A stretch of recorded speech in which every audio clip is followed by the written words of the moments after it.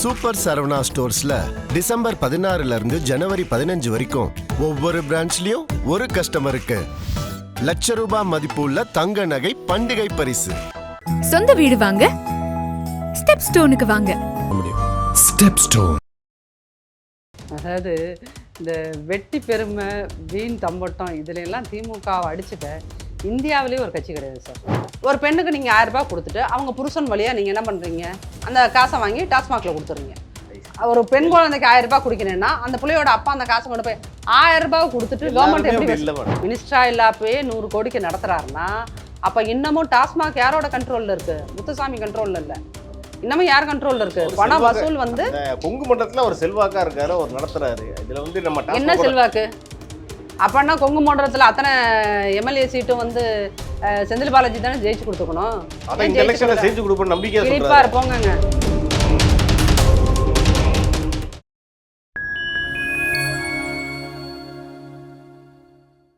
Fine time நேயர்களுக்கு வணக்கம். இன்று நம்மோடு இணைந்திருப்பவர் அதிமுகவை சேர்ந்த திருமதி நாச்சியால் சுகந்தி அவர்கள்.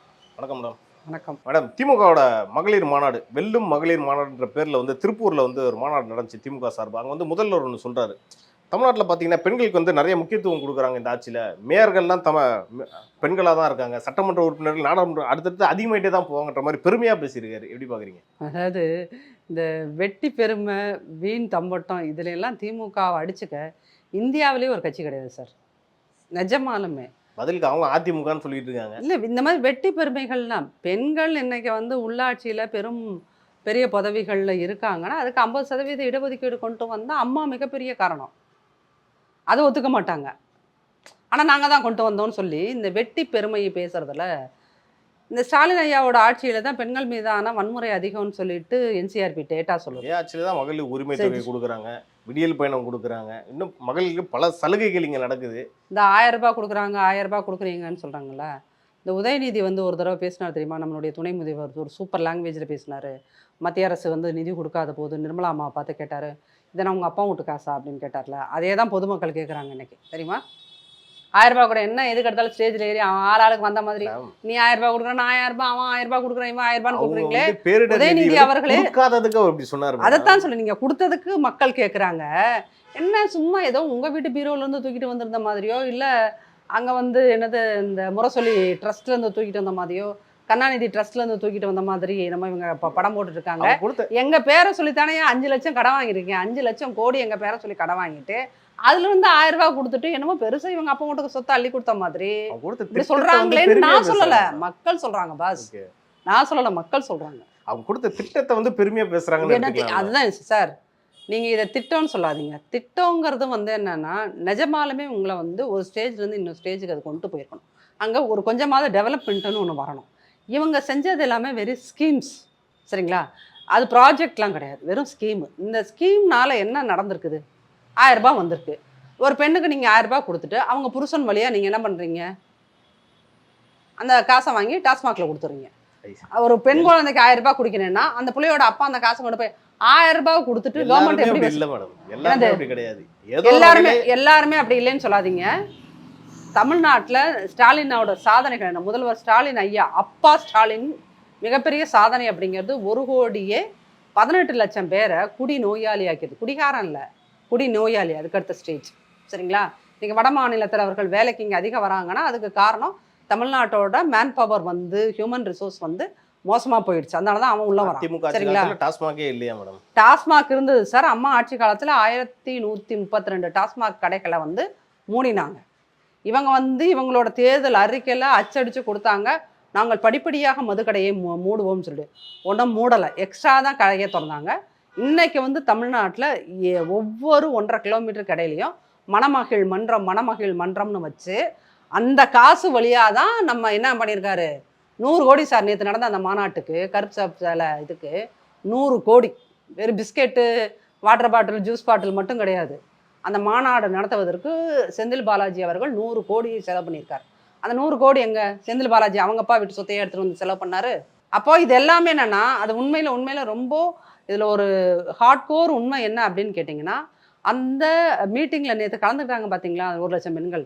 அந்த 1 லட்சம் பெண்களில் குறைந்தபட்சம் 40% பெண்களுடைய பெண்களை வந்து தாலி இல்லாதவர்களாக மாற்றி அவர்களை விதவைகளாகவோ சிங்கிளுமோனாவோ மாற்றி அந்த பாவ காசிலிருந்து அந்த துயர காசிலிருந்து நடத்தப்பட்ட விழா தான் நேற்று அந்த விழா. அப்படிங்கும்போது அது ஏன் அந்த பெண்கள் வந்து கலந்துக்கிட்டாங்க அப்படின்னா, நேற்று கலந்துக்கிட்டவங்களுக்கு ஒவ்வொருத்தருக்கும் 400 ரூபாய். அந்த 400 ரூபாய்க்காக ஒரு நாள் சம்பளம் ஆகுமே, 2 நாள் வீட்டு செலவுக்காகுமேன்னு தான் அதான் எல்லாருமே வந்திருக்காங்க. ஜாலிக்காக வந்தவர்கள் யாரும் கிடையாது. அதனால இது உண்மையிலுமே அது என்ன மாநாடுனா, வெல்லும் பெண்கள் மாநாடுன்னு நடத்துறதுக்கு பதிலாக இந்த ஸ்டாலின் அரசாங்கத்தை ரொம்ப ரிக்வஸ்ட் பண்ணி கேட்டுக்கிறோம். நீங்கள் அடுத்த முறை நடத்தும் போது அது வெல்லும் பெண்கள் மாநாடு நடத்தாதீங்க ஐயா. பெண்களை சிங்கிளுமான ஆக்கினது இல்லை தாலி எங்களால் தாலி அறுக்கப்பட்டோர் மாநாடுன்னு ஒன்று நடத்துனீங்கன்னா அது கரெக்டாக இருக்கும். அவங்க நீங்கள் பார்த்தீங்கன்னா இந்த ஆட்சியில் வந்து குறிப்பாக பெண்களுக்கு நிறைய திட்டங்கள் பெண்களுக்கு செய்கிறதா அவங்க சொல்கிறாங்க. அட்லீஸ்ட் அவங்க வந்து மாநாடாச்சும் நடத்துகிறாங்களே மேடம். அதிமுக தரப்புலேருந்து மாநாடுன்ற எதுவுமே பண்ணுறது இல்லையே. மகளிருக்கு என்ன திட்டம் கொண்டு வந்திருக்காங்க?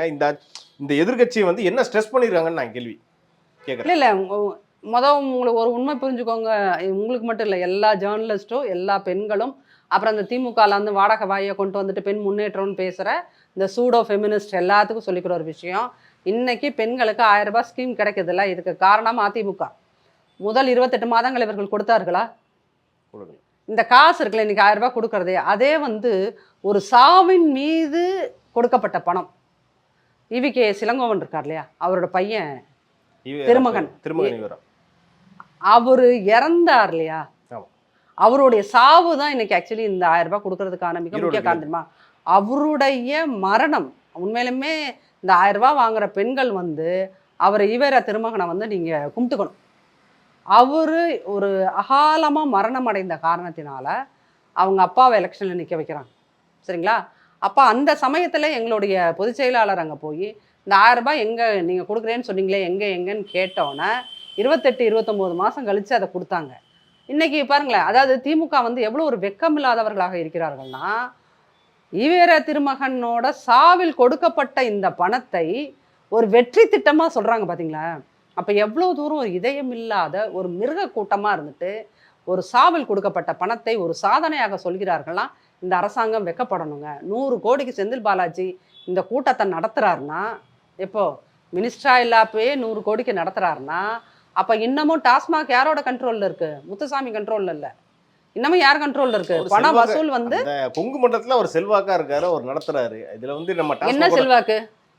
அப்போன்னா கொங்கு மண்டலத்தில் அத்தனை எம்எல்ஏ சீட்டும் வந்து செந்தில் பாலாஜி தானே ஜெயிச்சு கொடுத்துருக்கணும். ஜெயிச்சு கொடுப்போம் நம்பிக்கை போங்கங்க. சும்மா ஜெயிச்சு கொடுத்துருவாருன்னா நீங்கள் 10 வாட்டர் பாட்டிலை கொடுத்துட்டீங்க, இதை பண்ணிட்டீங்க அது பண்ணிட்டீங்கன்னா எல்லாரும் கரூர் இன்சிடென்ட் மறந்துடுவாங்களா சார்? அமைச்சர் இந்த அரசாங்கம் எப்படி வந்து அவர் திருமகனின் பிணத்தின் மீது இந்த திட்டம் அறிவிக்கப்பட்டதோ, சரிங்களா, அவருடைய சாவை வைத்து இந்த 1000 ரூபாய் திட்டம் அறிவிக்கப்பட்டதோ, அதே மாதிரி அங்கே 41 உயிர்களை காவு வாங்கியதில் செந்தில் பாலாஜியோட பங்கு இல்லைன்னு எந்த பொதுமக்களும் நம்ப தயாரா இல்லை. அதை நீங்கள் புரிஞ்சுக்கோங்க. இது அரசியல் கிடையாது, நிஜம் அதுதான். எந்த பொதுமக்கள்கிட்ட போய் நீங்கள் கேட்டாலும் ஐயோ அவரோட கை இதில் இருந்திருக்கும்னு சொல்கிற பொதுமக்கள் இருக்கிறாங்க, அரசியல் பேசுகிறவங்க கிடையாது. இவர் இந்த மாதிரியான பாதகத்தை செய்யக்கூடியவர் தான் ஸ்ட்ராங்கா நம்புற அவன் சொந்தக்காரங்களே இருக்காருங்க. அவங்களே சொல்றாங்களா? செந்தில் பாலாஜியோட உறவினர்களே இருக்கு. அதாவது என்ன, நீங்க வந்து போலீஸ் டிபார்ட்மெண்ட்லயோ இல்ல அந்த கரூர் பொதுமக்கள்கிட்டயோ நீங்க இந்த சம்பவம்லாம் நடந்து இத்தனை நாள் ஆச்சுல்ல, நீங்க போய் இன்னமும் கேட்டா அவங்க என்ன சொல்லுவாங்க அப்படின்னா, 41 பேர் வந்து இறந்து போவாங்கன்னு அவங்க எதிர்பார்க்கலங்க, ஆனா ஏதோ ஒன்று நடக்கணும்னு செஞ்சாங்க, அது எங்கேயோ கொண்டு வந்து விட்டுருச்சுங்கன்ற வாக்கியத்தை எல்லாரும் சொல்லுவாங்க. 41 பேர் செத்ததுக்கு இன்னைக்கு வந்து விசாரணைக்கு போயிருக்காங்க. ஆனா இன்னி வரைக்கும் செந்தில் பாலாஜி ஒரு சம்மன் கூட வரல. நீங்க என்ன இப்படி சொல்லிக்கிட்டு இருக்கீங்க? இப்பதானே சார் அந்த தரப்பை விசாரிக்கிறாங்க, அடுத்து இந்த தரப்பு வரும். அப்படியெல்லாம் நான் அந்த கரூர் கேஸ்ல அந்த 41 பேரோட அந்த மரணத்துக்கு அநியாய மரணத்துக்கெல்லாம் வந்து திமுக காரணம் இல்லை என்றோ, திமுகவோட மந்திரிகள் கரூர்காரர்கள்லாம் இங்கே காரணம் இல்லை என்றெல்லாம் நீங்கள் அவ்வளோ ஈஸியாலாம் எழுதிட்டு போக முடியாது. மக்கள் இருக்காங்க ஓட்டு போடுறதுக்கு, அந்த மக்கள் தான் வந்து போடணும். நீங்கள் வந்து பிஜேபி அரசுக்கிட்டே எதை வேணாலும் பேசி சமரசம் பண்ணலாம், ஆனால் மக்கள் ஓட்டு போடுற மக்களுக்கு தெரியும் யார் இதில் உண்மையிலுமே விளையாடலை, செருப்பு எப்படி வந்து விழுந்தது, யார் வீசுனா, எத்தனை பேர் இவரோட ஆட்கள் வந்து தாவேக்கா கட்சி கொடியை போத்துட்டு போனாங்கன்றதெல்லாம் மக்களுக்கு தெரியும். மக்கள் வில் டிசைட். அதனால சும்மா வந்து இப்போ பிஜேபி இவங்களை ஒன்றும் கேட்கல, நீதிமன்றம் ஒன்றும் கேட்கலன்னு வரும், சம்மன் சீக்கிரம் வரும். அப்புறம் சம்மன் வரும்போது திருப்பி அவர் அந்த நாடகத்தை போடுவார், நெஞ்சு வலிக்குது அப்படின்னு போய் ஹாஸ்பிட்டலில் படுத்துக்குவார். திருப்பி இதெல்லாம் நடக்கும், வெயிட் அண்ட் see. இப்போ அடுத்தபடியே சிஎம் ஸ்டாலின் அவர்கள் வந்து அதே மாநாட்டில் இன்னொரு விஷயமா சொல்லியிருக்காரு. என்னன்னா பிஜேபி வந்து பெண்களுக்கு வந்து 33% இடஒதுக்கீடு கொடுத்தாங்க, ஆனால் நடைமுறைப்படுத்தலை. இதுக்கு வந்து எடப்பாடி பழனிசாமி அவர்கள் ஆதரவு கொடுத்துக்கிட்டு இருக்காரு. பிஜேபிக்கு தொடர்ந்து கண்மூடித்தனமான ஆதரவு சொல்லிட்டு இருக்காரு. அவர் என்ன நினைக்கிறீங்க அப்படின்ற மாதிரி விமர்சனம். சார், இன்னைக்கு ஸ்டாலின் அவர்களோட மிகப்பெரிய பிரச்சனை என்ன தெரியுமா? 11 வருஷம் ஆச்சுங்க நாங்கள் மத்திய அரசாங்கத்தில் கேபினெட் மினிஸ்டர்ஸாக இருந்து. என் ஆட்கள் அட்லீஸ்ட் ஒரு எங்கள் அப்பா இருந்த காலத்தில் 10 பேர் 15 பேராக தான் அங்கே இருப்பாங்க. இப்போ பாருங்கள், என் தங்கச்சியும் அரசியலுக்கு கொண்டு வந்துட்டேன், டெல்லி அரசியலுக்கு கொண்டு வந்துட்டேன். அது வந்த நேரமோ என்னமோ தெரியல, கனிமொழி வந்த நேரமோ என்னமோ அது ஒரு 7.5 கூட்டிகிட்டு வந்துச்சு, என்னன்னு தெரியல.